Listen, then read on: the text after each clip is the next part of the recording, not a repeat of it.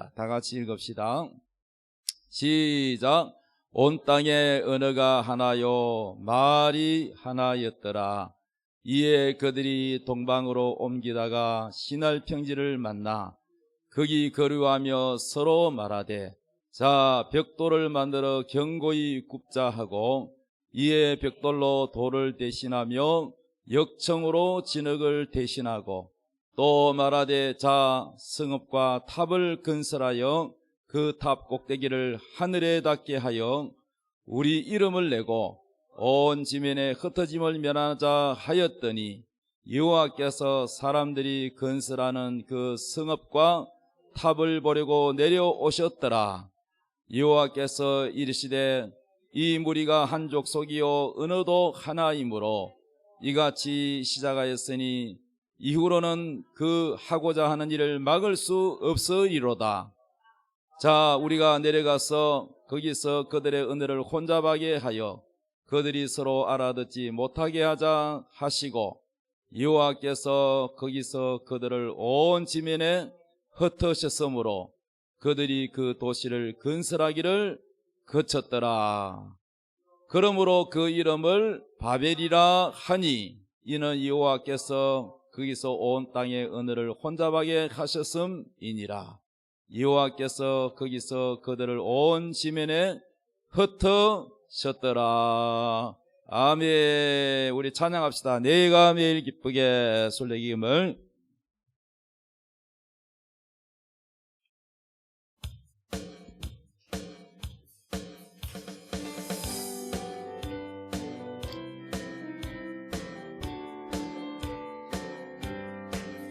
내가 매일 기쁘게 설레의 길 행함은 주의 상 안보함이요 내가 주의 큰 복을 받는 참된 비결은 주의 영이 함께함이라. 성령이 계시네 할렐루야 함께하시네. 좁은 길을 걸으며 밤낮 기뻐하는 것 주의 영이 함께함이라. 전에 죄에 빠져서 평안함이 없을 때 예수 십자가의 공로 힘입어 그 발 아래 엎드려 참된 평화 얻음은 주의 영이 함께함이라. 성령이 계시네 할렐루야 함께하시네. 좁은 길을 걸으며 밤낮 기뻐하는 것 주의 영이 함께함이라.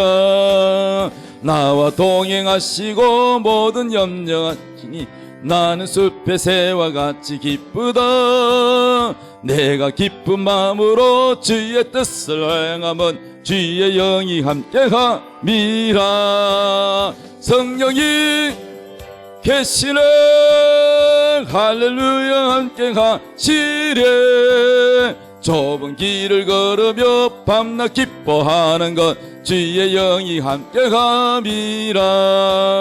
세상 모든 욕망과 나의 모든 정욕은 십자가에 이미 못을 박은데 어두운 밤이 지나고 무거운 짐 벗은 주의 영이 함께함이라. 성령이 계시네 할렐루야 함께하시네. 좁은 길을 걸으며 밤낮 기뻐하는 것 주의 영이 함께함이라. 성령이 계시네 할렐루야 함께하시네. 좁은 길을 걸으며 밤낮 기뻐하는 것 주의 영이 함께함이. 성령이 계시네 할렐루야 함께하시네. 좁은 길을 걸으며 밤낮 기뻐하는 것 주의 영이 함께함이라. 아멘. 할렐루야. 오늘 말씀 제목 따릅니다. 바벨성과 새 예루살렘 성. 아멘. 지난번하고 본문은 똑같지만은 좀 더 깊이 말씀을 나누기를 원합니다. 자, 노아 홍수 이후에 노아의 8가족만 살았어. 맞지요? 사람은 8명밖에 못 살았어요. 그 8명에서 노아의 세 아들이 있다. 세 아들 이름이 뭐예요? 자, 노아의 세 아들 따라다 셈, 그 다음에 함, 또 야벳, 이렇게 세 사람이 세 아들이 있는데, 그런데 여기서 말이죠, 노아가 술을 많이 잔뜩 마시고는 뭔 천둥 소리가 자꾸 나노. 자, 그래서 노아가 술을 잔뜩 먹고는 포도주에 취해가지고 완전히 실오라기 하나 걸치지 않고 자고 있다가 그걸 누가 봤냐? 함이 봤단 말이야. 그죠? 함이 봤는데, 함이 보고 난 다음에 그것을 그냥 얘기를 했어. 아버지가 벌거벗고 대자로 누워가지고 어쩌고저쩌고 하고 불고 다녔단 말이야. 그랬더니 셈과 야벳은 그 얘기를 듣고 자기 둘이 겉옷을 벗어가 어깨에 걸치고 뒤로 가가지고 살금살금 가가지고 아비의 부끄러운 하체를 덮어줬어요. 그래서 허물을 덮어주는 자는 사랑을 구하는 자요, 남의 허물을 거듭 말하는 자는 이간질하는 자니라. 성경의 말씀 있죠. 그러니까 허물을 덮어준 자는 복을 받았단 말이에요. 셈과 야벳은 노아가 깨가지고는 자기의 이제 그 부끄러움이 이제 알게 돼가지고 셈과 야벳은 축복을 빌어주고, 함의 아들 가나안은 저주를 퍼부었단 말이에요. 이해됐었어요? 그래서 이 함의 둘째에 이 가나안은 저주를 받았는데, 이 가나안이 바로 뭐냐 하면은 이스라엘 백성들이 애굽에 갔다가 나중에 저기 이제 하나님 약속의 땅, 젖과 꿀이 흐르는 그 땅을 가나안 땅이라고 해요. 가나안. 그 가나안 족속들이 살고 있는, 함의 후손들이 살고 있는데요, 그것을 뺏어가지고 준 거야. 그러면 하나님 왜 그 가만히 있는 그 사람들 뺏어 주느냐, 이 말은 그렇게 이제 할 수 있는데, 이 가나안 족속들이 성경 읽어보면은 어마어마하게 죄를 지가지고 하나님이 그들을 다 쫓아내고 이스라엘 백성들을 거기다가 약속의 땅에 넣는 거예요. 할렐루야. 그래서 이 가나안 후손들, 보면은 이 함의 후손들이 다 보면은 문제가 많아. 함의 후손이. 그래서 함이 누구를 낳냐면은, 자, 거기 여러분 성경을 찾아야 되고는 성경 10장, 창세기 10장을 보세요. 10장에 보면은 6절 보시면은 함의 아들은 누구다고요? 성경도 안 읽어보고 가나안이래. 창세기 10장 6절을 읽으라니까.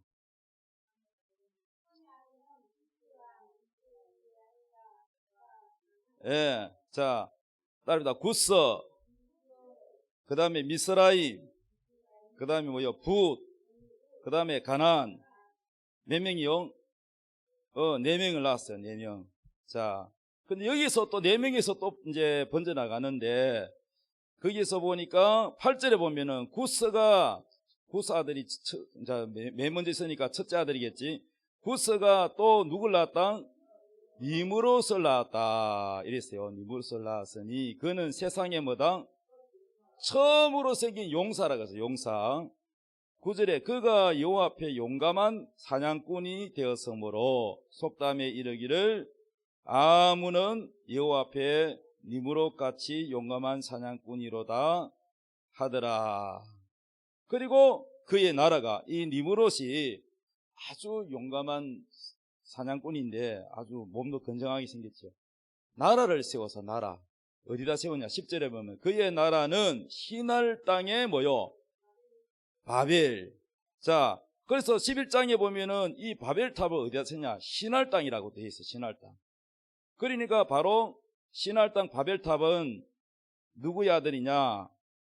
바로 함의 아들 구스가 또 낳은 아들, 함의 아들 구스가 낳은 그 아들 니므롯이 신할 땅에다가 이 바벨, 엘렉과 악각과 갈레 그쪽으로 이제 퍼져나갔는데, 그러니까 이 바벨 문화는 바로 함의 후손 니므롯에 의해서 이게 시작이 된 거예요. 니므롯. 이래서 선언하면 바벨 문화는 누구에 의해서? 니므롯이라는 사람에 의해서 이 바벨 문화가 형성이 됐단 말이에요. 이해되셨어요?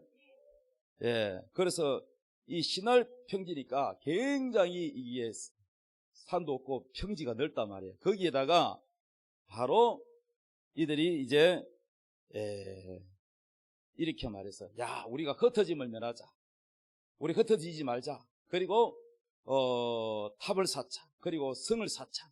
이래가지고 샀는데, 성과 탑을 쌓는 목적이 뭐냐 하면은요, 목적이, 자, 4절에 보면은 또 말하되, 자, 성읍과 탑을 건설하여 그 탑 꼭대기를 하늘에 닿게 하여. 하나님께 도전하는 행위죠. 그 다음에 우리 이름을 내고, 하나님 이름이 아니고 누구 이름? 자기 이름. 우리 이름을 내고 온 지면에 뭐요? 흩어짐을 면하자. 하나님이 노아 홍수 때 하나님이 물로 심판한 이유가 뭐냐? 다 사람의 생각하고 행동하는 것이 다 죄뿐임을 아시고 물로 하나님이 썰어버렸잖아요. 그래서 그 당시에 경건한 의로운 노아만 살렸는데 노아의 8가족까지 구원해 주셨잖아요. 예. 그리고 이제 하나님이 물로 홍수로 심판했으니까 다시는 물로 심판하지 않겠다 하는 약속으로 뭘 보여주셨어요? 약속이 무지개야, 무지개. 비 오고 난 뒤에 무지개가 잘 보여, 안 보여? 안 보여요? 한 분도 못 봤어요? 안 보여.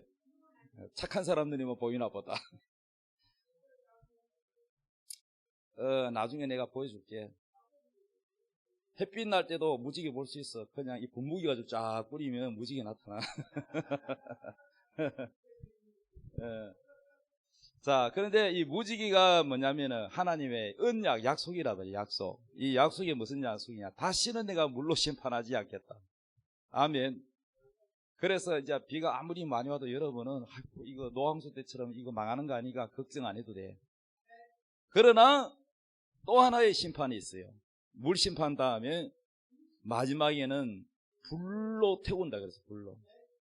그래서 하늘에 별들이, 총단 같은 별들이 떨어지고, 예? 그리고 이 지구도 뭡니까? 타가서 녹아서 떠나간다 그랬어요. 그래서 여러분, 새하늘과 새 땅이라는 거는 저 천국에 올라가는 게 아니고 이 우주가 완전히 새 것으로 바뀌어버리는 거예요. 모든 원소가 다 타버린다니까. 그러니까 이 땅에 부동산 많이 투자하려고 하지 말고 열심히 벌어가지고 어디다 올려야 돼? 천국에다 올려야 돼. 천국. 내가 살 집에 천국에다 올려야 돼. 내가 앞으로 받을 상. 할렐루야. 그래서 이제 상도 여러분이 잘해야 돼요. 어떤 수천 명 목회한 박용규 목사님이라고 있어요. 박용규 목사님. 경기도에서 목회도 잘 하시고 이북에서는 왔는데 진짜 가난했는데 그분이 돈도 많이 벌었어요. 책도 만들고 영화도 만들고 가지고 돈도 많이 벌어가지고 교회 옆에다가 아파트지가 없는 사람들 다 살게 하고 신학생들 수십 명을 갖다가 장학금 다 내주고 좋은 일 많이 했는데 천국에 가보니까 그런 거는 상이 하나도 없더라는 거예요. 얼마나 억울한지. 그래서 너무 억울해가지고 막 천사에게 막 따졌대. 그랬더니 뭐라 그러냐 이러는 거야. 너는 문교부 장관상, 대통령상, 무슨 상 다 받았다. 신학생 장학금 줬는데 명절 때마다 선물 다 받고 니는 상이 없다는 거야. 그러니까 이 땅에서 칭찬받고 인정받고 상받고 감사패 받는 거 안 좋아해야 돼. 아멘. 그 예수님이 뭐라 그랬어요? 예수님이 잔치를 베풀거든. 친구나 높은 사람이나 뭐 이런 사람을 초청하지 말라는 거야. 왜? 그 사람이 니한테 다시 말이야, 내가 밥 한 끼 얻어먹었으니까, 내가 신세졌으니까 다시 내가 대접해야지 해가지고 도로 가품이 된다는 거야. 사람이라는 거는 뭐 대접받으면 또 대접하고 싶은 그게 있잖아. 그건 다 갚아버리고 없다는 거예요. 그러면 어떡하느냐. 그 박용규 목사님의 간증은 인터넷 치면 다 나와요. 그런데 뭐만 상했느냐. 성탄절 날 그 밤에 말이죠. 거지 할아버지가 추워 떨고 있는데 옷을 옷을 벗어준 거 하고 뭐 붕어빵 하나 2개 사가지고 준 거, 그게 상으로 걸리더래. 그 거지 할아버지가 갚을 능력이 있어 없어? 거지 할아버지가 언제 갚을 능력이 돼야 갚지. 그러니까 우리가 천국에 나중에 주님 앞에 심판대 앞에 가면 잘못한 거는 벌을 받고 잘한 거는 상을 받는데, 그런데 이 상도 내가 막 이렇게 교회 뭐도 하고 했으니까 많겠지 생각하는데, 이 박용현 목사님 엄청나게 좋은 일 많이 했어요. 그런데 상이 없다는 거예요. 상이 너무 예상 외로 오는 거예요. 예상 외로. 왜 그러냐? 이 땅에서 영광을 다 받을 수 없다는 거예요. 아멘이요. 오늘 이 설교 하려고 안 했는데 나도 모르겠어. 이 들을 끼가 있겠지. 아멘이요. 우리 목사님 모임에도 그런 얘기 나왔어요. 노회 제일 높은 사람을 노회장이라고 해요. 노회장. 노회회장이요. 노회를 이끌어가요. 딱 1년직입니다. 투표해서. 그 다음에 또 지역별로 내가 시찰장이 있어요. 시찰장이 있는데, 제가 시찰장 작년까지 시찰장 했어요. 하고 이제 이번에는 다른 분에게 넘어갔는데, 시찰장 1년을 하면은 그 시찰장한테 감사패를 정정하기로 동의합니다, 제창합니다. 내가 법이 통과가 됐어. 그때 내가 반대합니다. 나 내 혼자만 반대합니다. 뭐 하나님께 했으면 했지, 뭐 그걸 또 그거를 사람한테 감사를 받고, 나는 알거든요. 하늘에 가면 상을 알기 때문에, 이런 거 받으면 상이 없다는 걸 알기 때문에, 우리는 사람한테 뭔가 짓고 뭔가가 받으려고 하면 안 돼. 상을 받든지 감사패를 받든지 뭐 인정을 받든지, 그건 영적인 사람이 아니야. 그 내가 반대를 했는데 결국은 뭐냐, 나만 빼고 그러면은 나는 저도 법이 통과돼도 나는 안 받습니다 그랬는데, 억지로 갖다 놔둬보고 주더라고요. 식당에 밥 먹으러 가 나보고 주더라고. 내가 만들어놓은 거를 안 받는다 할 수 있나? 그러면 너무 또 내 잘난 체 하는 거잖아. 그래서 식당에 밥 먹으러 가서 그 감사패를 다 일어서라 그러더니 야 밑에 박수 치면 나는 마음이 불편해. 난 그런 게 불편해. 그래가지고 내가 그때는 내가 시찰장이 아니었거든. 그런데 내가 이제 시찰장이 돼서 드디어, 시찰장은 뭐냐, 설교를 할 수가 있어. 시찰 모임이 때마다 시찰장은 설교를 해. 그러면은 제가 그 설교를 했단 말이에요. 박용규 목사님 간증을 하면서 이 땅에서 감사패 받고 영광 받고 국무총리상 받고 무슨 상 받고 사람들에게 박수 받고 인정받으면 상이 없다는 거예요. 내가 그 간증을 하면서 설교를 했단 말이에요. 그렇기 때문에 여러분, 우리가 이 땅에 사는 동안에 땅의 영광, 따라서 땅의 영광. 땅의 영광이 뭐냐? 바벨성이에요. 바벨성을 쌓는다는 것은 우리 이름을 내고, 우리 이름을 낸다는 건 뭐냐? 자기 이름을 낸다는 것은, 이것은 주님의 영광이 아니고 주의 일을 안 하는 게 아니야. 주의 일을 하기는 하는데 전도도 하고 헌금도 하고 봉사도 하고 그러는데, 자기 이름, 어떤 우리 교회는 감사헌금 헌금 축복기도 할 때 이름 안 부르죠. 다른 교회 다니다가 교회를 몇 년 동안 쉬고 안 가는 분이 계셔서 우리가 가서 전도를 해서, 그래서 오후 예배 때 한 번 왔어. 우리 교회 왔는데 한 2분 오고는 안 와. 그런데 다른 분이 그분하고 친한데 얘기를 듣고 우리한테 얘기를 넣어준 게 뭐냐면, 왜 교회를 안 오는가 봤더니 뭐가 시험 들어서 그래서 왜 시험 들었나 그랬더니 앞에 있던 교회는 그분이 모자를 쓰고 예배에 참석했는데 그 교회 목사님이 예배 시간에는 모자 쓰면 안 돼. 모자를 벗으라 했어. 그랬더니 이게 이제 마음이 상해가지고 그분은 이제 이 머리가 많이 빠져가지고 그 모자를 썼다 해. 그럼 목사님은 그런 걸 알아 몰라? 모르지. 그러니까 시험 들어가지고 교회를 안 나갔대 그 길로. 그러면 다른 교회로 가야 되잖아. 예배는 드려야 되잖아. 안 가고 그냥 남편만 교회 가고 자기는 교회를 안 갔어. 그러다가 이제 우리 교회를 한번 왔단 말이야. 왔는데 왜 또 안 오나 봤더니 목사님이 주보에다가 헌금, 다른 교회는 뭐 헌금 11조 감사헌금 이게 다 적나 봐요. 이름을 적는데 우리 교회는 헌금에 이름을 안 적는다는 거예요. 그래가지고 막 그걸 또 비판하더라는 거야. 그러니까 별걸 다 가지고 비판을 해.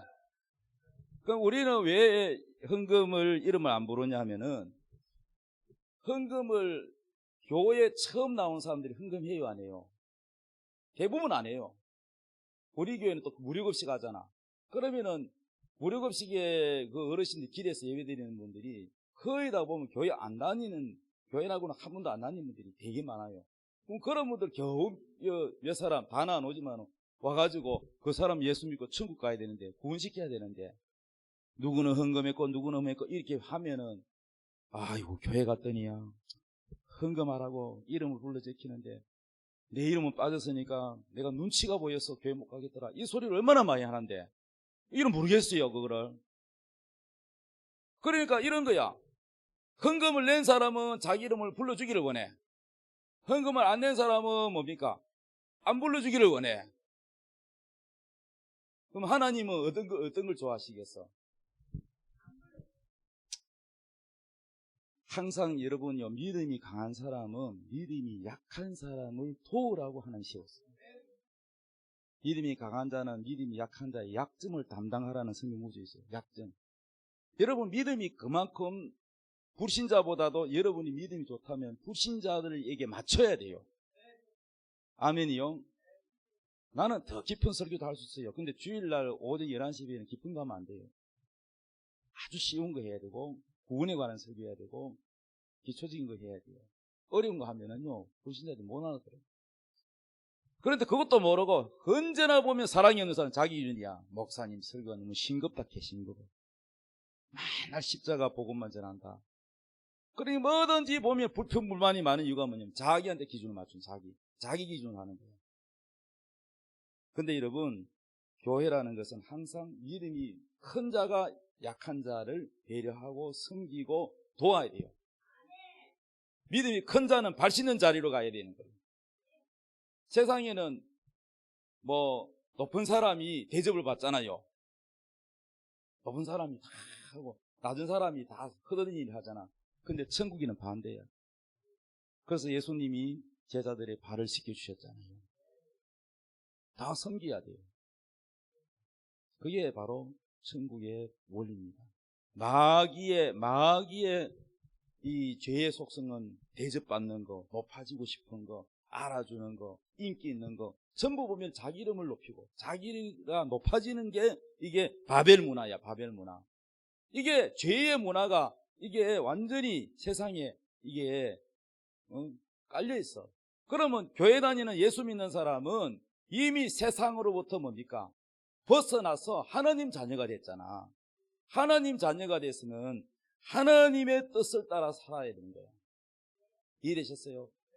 그게 참된 신앙이지.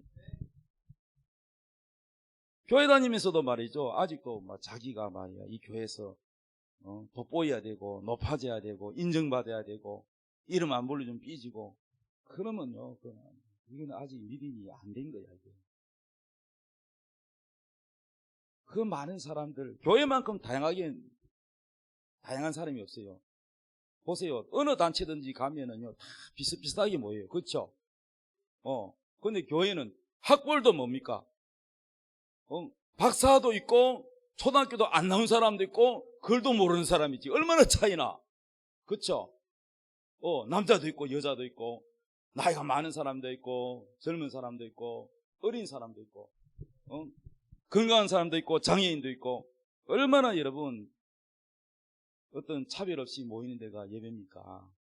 그렇기 때문에 우리 교회는 항상 보면은 내 이름, 내 주장, 또 나를 어떤 높이고자 하는 이 바벨 문화는 다 버려야 돼.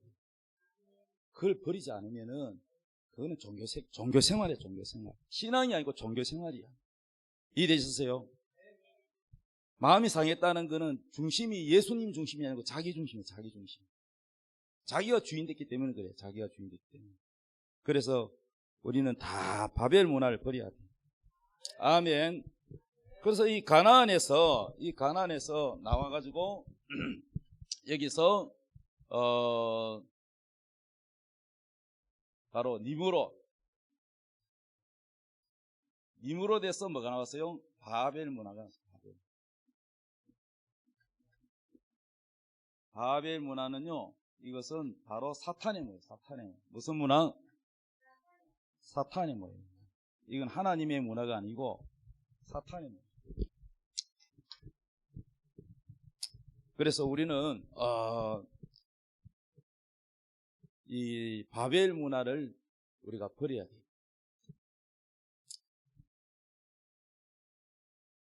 그런데 이게 요한계시록에 가면은 이 바벨 이 문화가 지금 퍼져 있는데, 요한계시록의 7년 대환란에 들어가면 전 세계가 적그리스도가 지배하는 때가 와요. 적그리스도.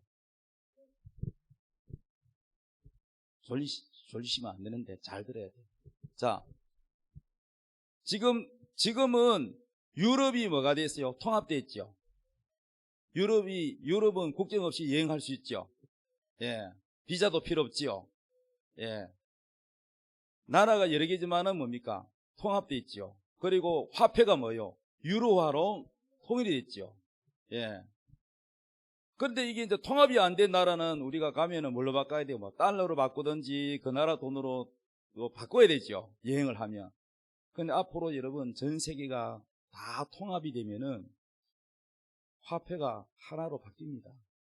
그리고 적그리스도가 지배하는 세상이 오게 되고, 그리고 모든 걸 통합해야 되는데 종교도 통합하게 돼요. 종교. 지금 우리 기독교 있고 불교 있고 뭐 여러 종교들 많잖아요. 근데 이게 종교가 통합이 돼요. 근데 이 종교 통합을 기독교랑 다 섞어보기 때문에 음녀라 그러죠. 음녀. 이해되셨으면 아멘. 자, 창세기 11장 9절. 그러므로 그 이름을 바벨이라 하니 이는 여호와께서 거기서 온 땅의 언어를 혼잡게 하셨습니다. 자, 계시록 18장 2절 읽읍시다. 시작. 힘찬 음성으로 외쳐 이르되 무너졌도다 무너졌도다 큰 성 바벨론이여. 큰 성인데, 큰 성이라는 큰 도시란 말이야. 이 바벨 큰 도시가 있는데, 이 바벨론 성이 어디냐? 칼빈은 말하기를 바로 로마 카톨릭이라고 보는 거예요. 또 어떤 사람은 로마라고 보는 사람도 있고, 저걸 해석할 때 카톨릭이라고 보는 해석이 굉장히 많습니다. 근데 저기 보면은 큰 성 바벨론, 저 성은 귀신의 처소와 각종 더러운 영이 모이는 곳과 각종 더럽고 가증한 새들이 모이는 곳. 가증한 새라는 거는 우리 이 땅에도 가증한 새가 뭐가 있어요? 박쥐 같은 거, 또 올빼미 이런 그 참새나 이런 새가 아니고 그런 새를 가증한 새라 그래요. 그러니까 뭐냐면은 영적으로도 보면은 이 가증한 새는 영적으로 뭘 말하냐? 악한 영들, 귀신들 이런 걸 말하는 거예요. 그러니까 이 바벨론 성은 요한계시록을 다 찾아서 읽어보면은 이거 어떤 곳이냐면은요, 복수라는 복수. 근데 이 바벨론 성은 굉장히 무역의 도시로서 부자야, 부자. 온갖 걸 수출해. 그 수출할 때에 뭐를 끼워서 파느냐? 무엇을 거기에 비단도 있고 여러 가지 상아도 있고 보석도 있고 여러 가지가 있는데, 그것을 외국에 수출할 때에 복술도 같이 끼워가지고 사람의 영혼을 사냥한다는 거예요. 이해되셨어요? 아까 그 니무롯, 바벨론 문화가 니무롯에서 나왔다 그랬죠. 니무롯. 이 니무롯이 영혼 사냥꾼이야, 영혼 사냥꾼. 그래서 여러분이 아셔야 될 것은 우리가 예수를 믿는 데 있어서 어떠한 다른 종교와 섞으면 돼요, 안 돼요? 섞으면 이게 바벨론 문화예요. 세상 문화, 세상 종교는 바벨 문화야. 섞으면 안 된다는 거야. 자, 그래서 3절에 보면은 그 음행의 진노의 포도주로 말미암아, 진노의 포도주는 하나님 심판이죠. 진노의 포도주로 말미암아 만국이 무너졌으며 또 땅의 왕들이 그와 더불어 음행하였다. 땅의 왕들이가 요즘은 이제 다 대통령이잖아. 각국 나라의 정상들이 다 이 큰 성 바벨론과 무역하고 거래를 하는데 여기에 음행에 가담한다는 거예요. 음행하였으며 땅의 상인들이라는 것은 뭐냐면 무역하는 대기업들 말하는 거예요. 기업들도 그 사치의 세력으로 치부하였도다 하더라. 아멘. 그리고 18장 계시록 18장 21절에 이에 한 힘센 천사가 큰 맷돌 같은 돌을 들어 바다에 던져 이르되 큰 성 바벨론이 이같이 비참하게 던져져 결코 다시 보이지 아니하리로다. 그 하나님이 저 큰 성 바벨론을 저 그리스도의 저 짐승에 의해서 하나님이 심판하십니다. 자, 그러나 우리가 이 성경에 보면 두 성이 있는데 새 예루살렘 성이 있어요. 새 예루살렘 성. 이 계시록 21장 1절 또 내가 새 하늘과 새 땅을 보니 처음 하늘과 처음 땅이 왜 처음 하늘과 처음 땅이 없어졌지?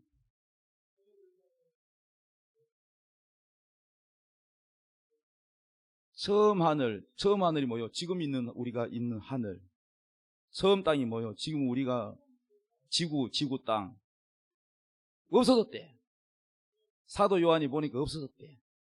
이게 앞으로 일이 되어진단 말이야. 이걸 일이 미리 되는 걸 봤단 말이야, 사도 요한이.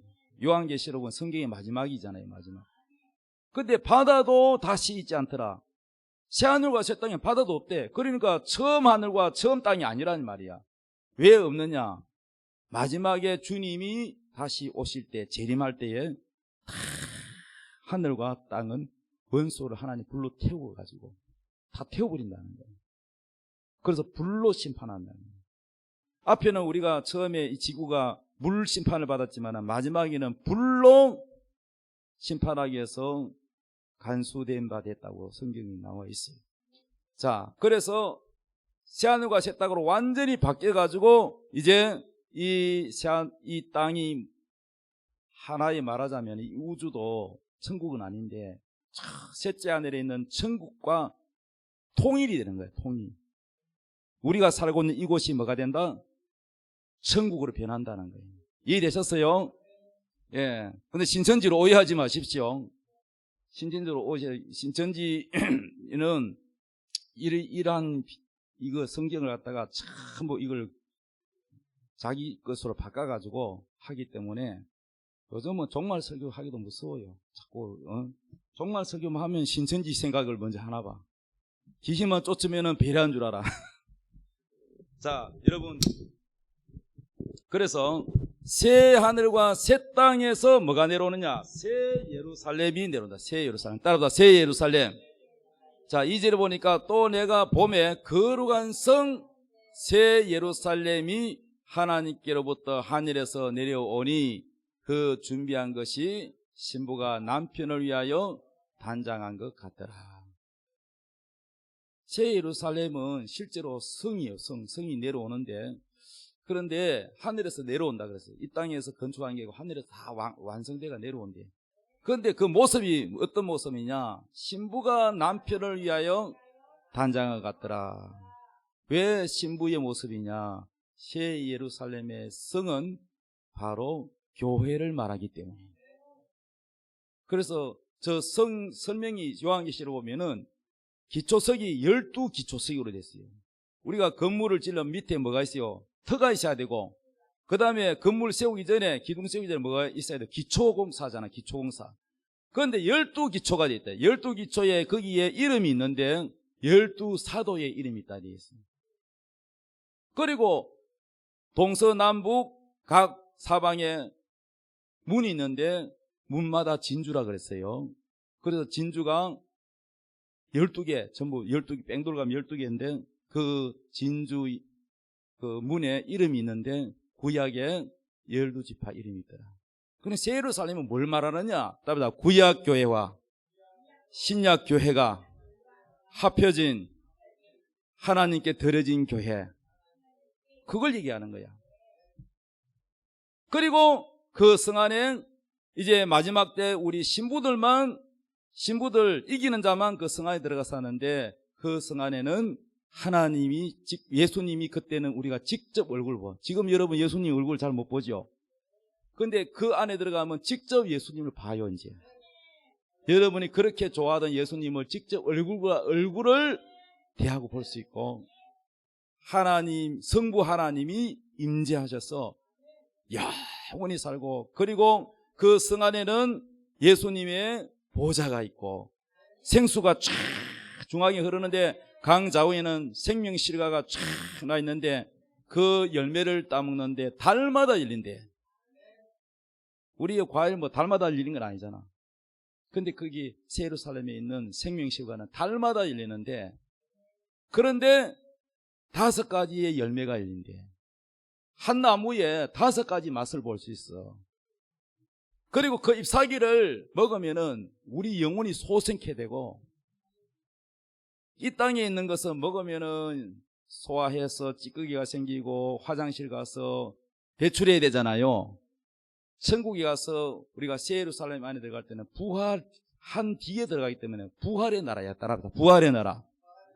그리고 그 생명실과를 먹으면은 이와 같아. 우리가 최고로 은혜 받았을 때, 성령 충만했을 때, 기쁨이 충만했을 때, 요거 경험한 사람과 경험하지 않는 사람은 공감 능력이 다른데, 성령 충만했을 때처럼 그 과일을 먹으면은 기뻐지고, 그 과일은 우리 몸에 들어가면은 싹 녹아가지고 온몸에 스며들어서 찌꺼기로 나오지도 않아. 이 땅에는 뭐 배설물도 있고 하지만 그날엔 그런 게 없어. 그래, 영적인 거. 이해되셨어요? 천국 갔다 온 사람은 이거는 빨리빨리 이해를 해요. 무슨 말인지.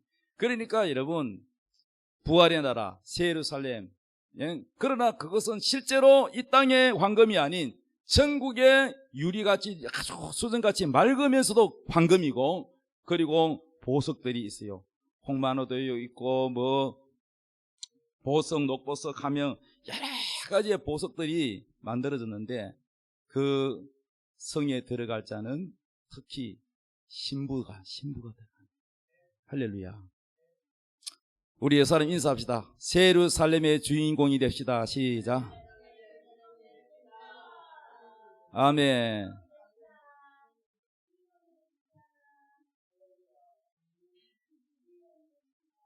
그럼 어떻게 해야 돼요? 이기는 자. 그렇지, 이겨야 돼요. 그래서 7초 때 나타난 예수님은 에베소교회, 스무나교회, 버가모교회, 두아데라교회 쭉 7교회에 보면은 책망, 칭찬, 권면, 약속 이런 순서로 쭉 돼 있는데, 항상 마지막에 가면 뭐라 그러냐? 이기는 자에게는 흰옷을 입혀주리라. 이기는 자에게는 흰돌을 주리라. 이기는 자에는 내 보좌에 함께 앉게 해주리라. 이기는 자는 생명나무의 실과를 먹게 해주리라. 이기는 자에게 혜택이 있지 지는 자는 혜택이 없다는 거예요. 할렐루야. 그럼 뭘 이겨야 되느냐? 따라서 죄를 이기자, 세상을 이기자, 마귀를 이기자. 아멘. 이겨야 돼요, 여러분. 그러면 바벨성을 쌓는 사람은 지는 자요, 이기는 자요? 바벨성을 따라가는 사람은 지는 사람이에요. 우리 이름을 내고, 교회 다니도 말이죠. 자기 사업 잘 되기 위해서, 자기 자식 잘 되기 위해서, 뭐 잘 되기 위해서. 그럼 뭐 세상 종교인들도 다 보면은 그런 복을 받기 위해서 다니잖아요. 그러면 이방 종교하고 뭐 다를 게 뭐가 있어요? 우리는 오직 살아도 주를 위하여, 죽어도 주를 위하여 사나 죽으나 주의 것이니. 내 것이요 주의 것이요. 그러면 누구를 위해 살아야 돼요? 나를 위해서 살아야 돼요. 그럼 바벨성은 뭐요? 내 이름을 내고 나를 위해서 하는 거야. 나를 위해서. 그래서 전부 기도 다 자기를 위해서. 하나님 이거 해주세요 저거 해주세요. 하나님 복 줘가지고 물질을 많이 주면은 헌금 하나도 안 하고 달라고만 하는 거는 그 이기주의로.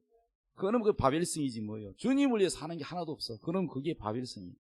주님을 위해서 해야 그게 새 예루살렘으로 가는 거야. 아멘. 다시 우리 옆사람 인사합니다. 주를 위해 삽시다. 아멘. 이 바벨성을 쌓는 사람이 뭐냐면은, 바벨성은 뭐냐? 따라 음녀. 성경에 뭐라고 하냐? 큰 음녀라 그랬다. 음란하다. 영적으로 음란하다 이게 음란. 하나님 외에 다른 신을 같이 섞어서 섬기면 이게 음녀야. 이해됐으면 아멘. 믿습니까? 자, 그래서 로마 카톨릭을 한번 보자고. 로마 카톨릭은 저기 그리 작아서 이를 봐야 되겠네. 자, 로마 카톨릭 봐봐요. 주요 신학 교리적 쟁점. 왼쪽이 카톨릭이고 빨간 거는 개신교야. 차이가 뭐냐? 카톨릭의 성경관을 어떻게 보느냐? 교회 전통을 성경과 같은 권위로 인정한다. 전통. 카톨릭은 전통을 뭐요?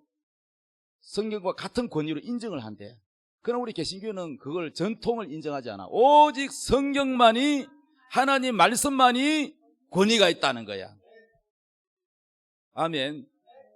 두 번째, 성례를 통한 구원. 이 구원관이 들은데, 카톨릭은 성례를 통해서 구원을 받는다. 고해성사를 통해서 죄가 사해진다. 고해성사는 뭐냐? 신부님하고 요거 문 하나 사이로 두고는 신부님 고해성사로 왔습니다. 죄를 지었으면 신부님한테 고해성사를 해야 돼. 그래서 신부님은 모든 교인들의 비밀의 죄까지 다 알고 있어요. 왜? 고해성사를 다 드리니까. 아시겠어요? 그럼 우리는 여러분이 죄를 회개하면 목사님한테 와서 고해성사합니까? 안 하죠. 직접 하나님께 하나님 내가 이런 죄를 지었습니다. 용서하여 주옵소서 하잖아. 그러니까 여러분요, 이게 차이가 나는데, 성례를 통해서 구원을 받는 거는, 성례가 뭐냐? 세례거든요. 여러분, 세례를 통해서 구원을 받는다. 그런데 우리 개신교는 뭐냐? 이신칭의, 이거 한문 용어인데, 오직 믿음으로만이 하나님 앞에 죄 없다, 의롭다 인정을 받는 것을 이신칭의라 그래.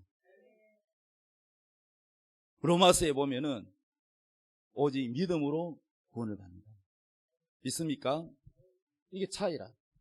그 다음에 교황권 및 교황 무엇을이라는 건 죄가 없다는 거예요. 교황은 죄가 없다. 자, 교황은 그리스도의 대리자이며, 이 가톨릭에서는 교황을 초대 교황을 누구로 보냐? 베드로로 봐. 12사도 중에 베드로 있죠. 예수님의 수제자라고 불리는 베드로가 교황 1대라고 보고, 그 다음에 이제 교황 2대, 3대, 4대 쭉 전통을 내려가는데, 그러니까 하나님의 대리자다. 이래서 이제 교황을 세우는데, 교황은 교리에 관한 교황의 공적 발표하는 거 있잖아. 한 번씩 탁 문을 열고 교황이 발표한다 그러면 사람들이 모여들잖아요. 그 발표하는 것에서는 조금도 실수가 없고 죄가 없다. 실수가 없고 아무는 그 오점이 없다. 이렇게 오류가 없다고 주장하는 겁니다.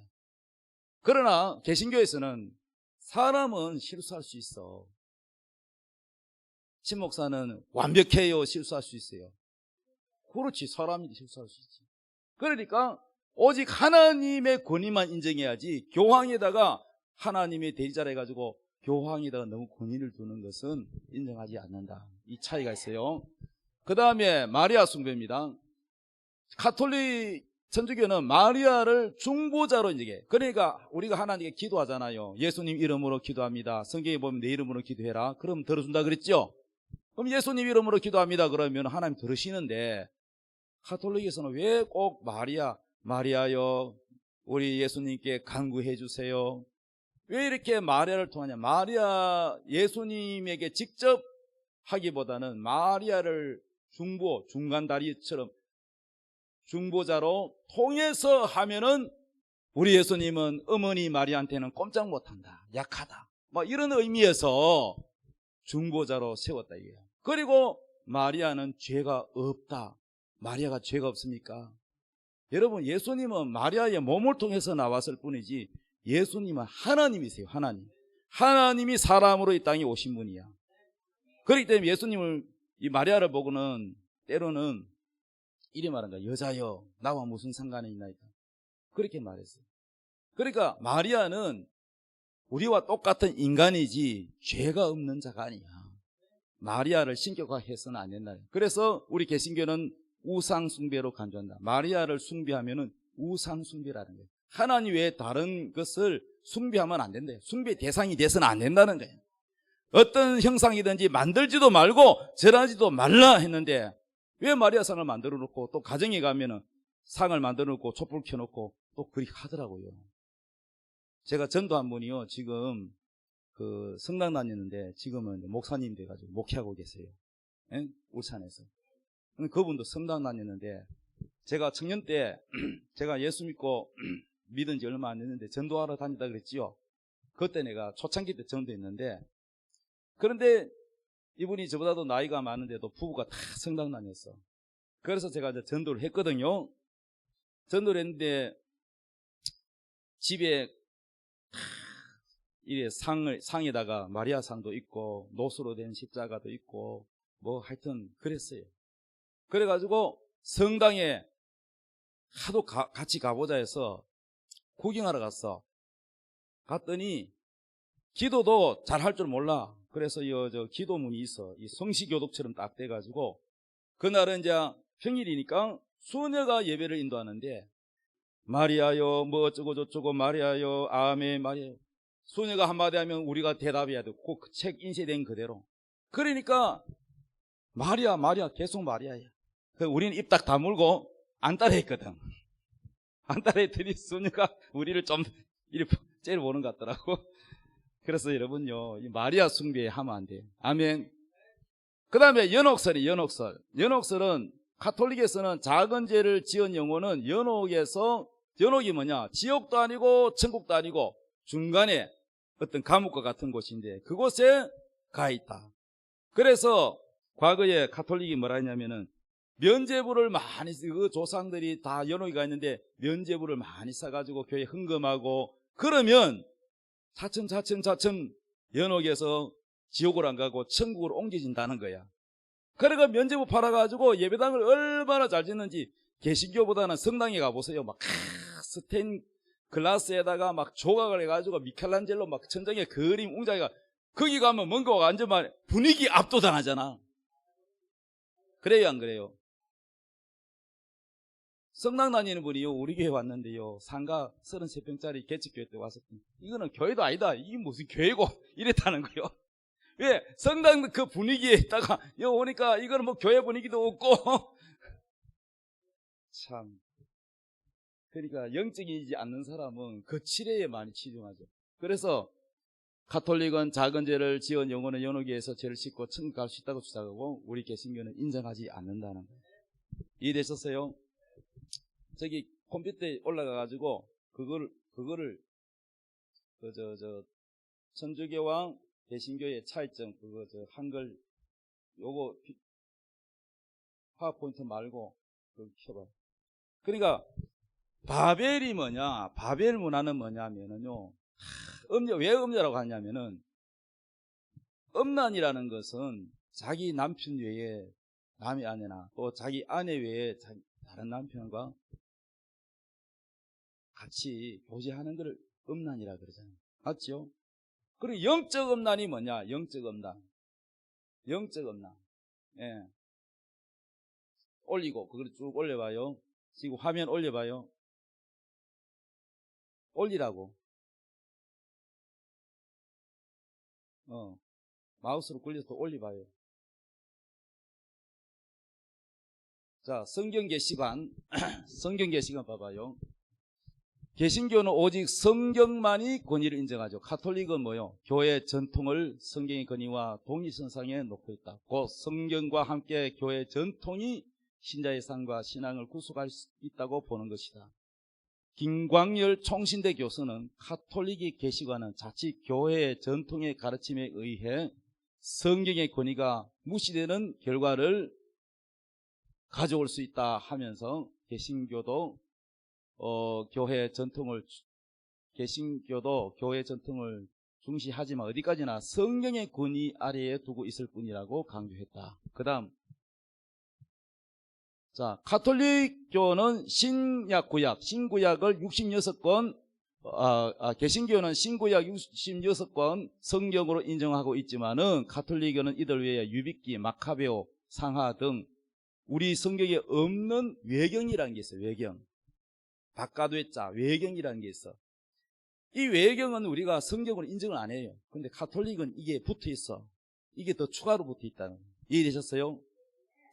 그 다음에 구원관은 개신교는 구원론의 핵심은 이신칭의, 아까 설명드렸지만 예수 그리스도를 믿음으로 말미암아 의롭다 칭함을 받고 구원의 은총을 누리게 된다.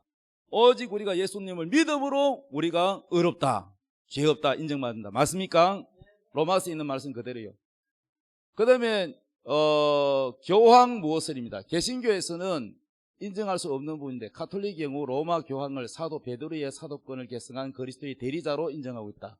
가톨릭은 특히 제1 바티칸 공의회 때 신앙과 도덕에 관한 교리 결정에 있어서 교황의 무호라는 것은 오류가 없다, 실수가 전혀 없다 공식적으로 선포했습니다. 이는 인간으로서 교황에게 오류나 죄가 없다는 게 아니라 교황이 교리나 도덕에 관해서 빨간 것이 선포한 칙령에 대해서 오류가 없다는 의미다. 그 다음 또 올리고, 김균진 연세대 명예교수는 가톨릭과 개신교의 신학적 차이라는 제목의 논문에서 교황의 교리 결정에 오류가 없다면 교리는 영원 불변하면서 절대적인 교회 전통이 될 것이라며 성서의 절대적 권위를 훼손할 수 있다. 이 전통이 성경의 권위를 훼손시킬 수 있다는 거예요. 그 다음에 4번 마리아 숭배. 자, 마리아 숭배. 가톨릭은 예수님의 인간 어머니 마리아를 하나님의 어머니로 정의한다. 이어 마리아를 중보자로 인정해 하나님의 은총이 마리아를 통해서 올 뿐 아니라 마리아를 통해서 기도를 효과적으로 전달할 수 있다고 주장한다. 그러나 개신교는 삼위일체론에 근거해 예수님이 하나님이라는 교리에 따라 가톨릭의 마리아 교리를 인정하지 않는다. 하나님, 삼위일체 하나님만이 인정한다는 거예요. 오히려 인간 마리아를 숭배하는 것은 우상 숭배의 죄라고 강조하고 있다. 그 다음에 연옥설, 작은 죄를 씻어주는 연옥이 있다는 연옥설, 세례를 받은 이후에 지은 죄도 사제 앞에 고해성사를 하며 씻어낼 수 있다는 가톨릭 교리도 개신교는 인정하지 않는다. 그 다음, 자, 로마 가톨릭의 영적 음행은 음녀 바벨론과 같다. 세계 종교 통합기구가 뭐냐면은 종교를 다 하나로 묶는 통합기구가 WCC입니다. 이 WCC를 이끌고 있는 주도자가 누구냐면은 로마 가톨릭입니다. 아시겠어요? WCC 내에 많은 자유주의 교회 지도자들과 신도들은 성경의 영감성, 무호성, 권위성, 절대성, 최종성 등을 등을 믿지 않으며 성경에 기록된 기독교의 근본적인 교리들, 곧 교회가 믿음으로 수납해야 할 진리들, 그리스도의 동정녀 탄생이라든지 대리적 속죄의 죽음이라든지 육체적 부활이라든지 성천이라든지 올리고 재림이라든지 영생 복락이라든지 영혼 불면 등을 부인한다는 거예요. 이걸 부인하면 되겠어요? 안 되겠어요? 동정녀 예수님이 마리아를 통해서 태어났다. 여러분 믿어요? 처녀가 어떻게 애를 낳아? 이건 부인하는 거야. 이런 거를 여러분 문제가 되고 있어요 지금요. 자, 그 다음에 분명히 WCC 에큐메니칼 운동은 본질적으로 비성경적이며 사회주의적이고 성경적으로 참된 하나님 대신 예수님을 멸시하며 예수님을 하나님으로 보지 않고 지도자, 선생으로 볼 뿐이며 구원자로 믿지 않고 있고 복음의 메시지를 왜곡하여 사회주의적 지상천국의 수단으로 인용할 뿐이다. 이게 WCC의 사상입니다. 조금 더 올려서 WCC 제7차 총회, WCC 7차 총회 오스트레일리아 캔버라에서 1991년도 2월 7일부터 20일까지 열렸는데, 여기에서 정현경 교수, 이화여자대학교 기독교학 조직신학 교수입니다. 이 사람은 이 7차 WCC 총회에서 와가지고 뭐 했느냐, 제3세계와 여성을 대표하여 성령이여 오소서 온누리를 새롭게 하소서라는 주제하에 초혼제를 진행했다. 초혼제가 뭐냐? 초혼제란, 자, 밑에 설명돼서 보면은 정현경은 초혼제의 문화의식을 하면서 성경 속에 있는 인물과 인류 역사 속에 부당하게 죽임당한 영들, 부당하게 억울하게 죽임을 당한 영들의 한 맺힌 영으로 보고 그들의 영을 부르는 것으로 시작했다. 그 다음, 자, 초문을 그때 다 공개된 거니까 뭐라고 했느냐 이랬어요. 이 교수가 이렇게 말했어요. 초문 기원이 이렇게 해서 오소서 성령이여 만물을 새롭게 하소서, 오소서 애굽인 하갈의 영이여 우리 믿음의 조상들인 아브라함과 사라에 의해서 착취당하고 버림받은 흑인 여성입니다. 오소서 우리아의 영이요. 우리아는 누구요? 다윗이 죄지었잖아. 다윗이 남의 아내를 뺏어가지고 간음했단 말이야. 그런데 그거를 이제 전쟁터에 나가 있는 그 밧세바 여자의 남편이, 좀 조용히 해서, 남편이 군인이란 말이야, 군인. 그래, 모두가 전쟁터가 있는데, 그런데 그 전쟁터에 나가 있을 때 다윗이 이제 죄를 지었단 말이야. 죄를 지었는데 막 임신을 해버렸네, 뜻하지 않게. 그러니까 이걸 숨길 수가 없으니까 그것을 숨기기 위해서 우리야, 그 밧세바의 아내, 그 밧세바의 남편을 명령해가지고 사람 보내가 오라 그랬어. 특별 휴가. 그래가지고 우리야 남편이 밧세바 여인과 휴가 나와서 하룻밤 자면은 그 아기가 요즘처럼 무슨 DNA 검사할 수 있는 것도 아니니까 다윗의 아들인 줄 모르니까 감추려고 했단 말이야, 다윗은. 이해되셨어요? 그런데 이게 우리아가 너무 충성스럽게, 아닙니다, 다들 전쟁터 가서 목숨 구이하는데 나는 집에 들어갈 수 없습니다, 과잉충성을 하는 바람에 다윗이 이제 이게 자기 죄가 들통나면 개망신이니까, 그래서 암만 달래도 집에 안 간다는 거야. 그래가지고 저 전쟁터에 적군 깊숙이 들어갔다가 싹 빠져버리라. 그러면 적군에서 죽잖아. 전쟁터에서 전사한 것처럼 위장해서 꾸몄는데 하나님이 그걸 보시고 다윗을 벌을 주시는 거예요. 그래서 다윗에게 많은 재앙이 그때 따랐죠. 압살롬이 반역하고 온갖 고난이 옵니다. 그런데 여기서는 이 교수는 뭐라고 하냐면은, 이 억울하게 준 우리아의 영, 하갈의 영, 뭐 이런 영들을 우리가 하나님께 기도해야지 죽은 영혼들을 다 불러가지고 하는 것, 이거를 초혼제라 그래, 초혼제. 이거는 기독교가 아니야. 이건 무당들이나 한 짓이지. 이해되셨어요? 이게 어디서 한다고? WCC에서 한다고, 이 짓을. 그래서 오소서 예수 탄생 시 헤롯 왕의 군인들이 살해된 그 당시 뭐인가 베들레헴에 있는 아기들 많이 죽었잖아. 그 억울하게 준 베들레헴의 아기들의 영들이요, 잔다르크의 영혼과 중세기에 화형으로 살해된 무당들의 영이요. 무당들이 여기까지 다 불러올려. 이게 여러분 기독교 교수라는 작자가 이 짓을 하고 있어. 여러분 교수라고 무조건 존경할 거 아닙니다. 교수라고 다 믿을 게 아니에요. 다 올려. 더 올려. 맞네. 정 교수는 초혼제 제사를 드렸다. 초혼제는 죽은 사람의 혼을 불러내어 그들의 한을 풀어주는 제사로서 미신적 묵속신앙에 근거한다. 죽은 사람의 혼을 불러내어서 교통하고 교제하는 것은 강신술이요, 죽은 사람의 영혼을 위로하는 것은 초혼제이다. 정교수는 그녀의 초혼제 기원문에서 18번이나 오소설을 되풀이하였다. 무석 형식을 그대로 사용했다. 무당들이 하는 걸 그대로 사용했다는 거야. 자, 그 다음에 정교수는 한의 신학을 준다. 한의 신학, 한 맺힌 거 알죠? 한의 신학이란 한 맺힌 영혼들의 한을 풀어주는 신학이다.